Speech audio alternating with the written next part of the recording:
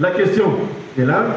Dans le cadre de la formation de 7 jours, organisée par le Fonds national de réparation en faveur des victimes Fonareva à Kananga, sous l'impulsion de son directeur général Patrick Fada, Maître Mira Moulumba, coordonnateur général du Fonarev pour l'espace Grand Kassai, a livré un exposé détaillé sur l'historique et les racines profondes des tragiques événements liés au phénomène Kamuna Sapu. En leur donnant les bisaba dans leur foyer initiatique, qu'on appelle Chota, on a commencé à enrôler beaucoup d'enfants pour les initier à pouvoir mener les actes de vandalisme, ainsi de suite. Les recrues faisaient alors partie de la milice et les croyances ancestrales, et les rites jouaient un rôle extrêmement important pour maintenir l'invincibilité de miliciens face aux armes.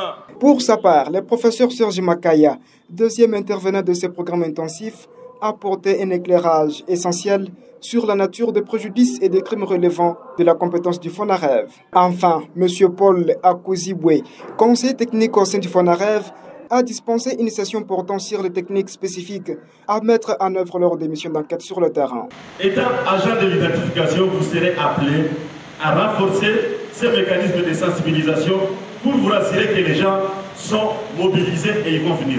Il convient de rappeler que cette formation a débuté le samedi du 7 mai dernier dans la salle du barreau du Kassai central à Kananga et se déroulera sur une période totale de 7 jours.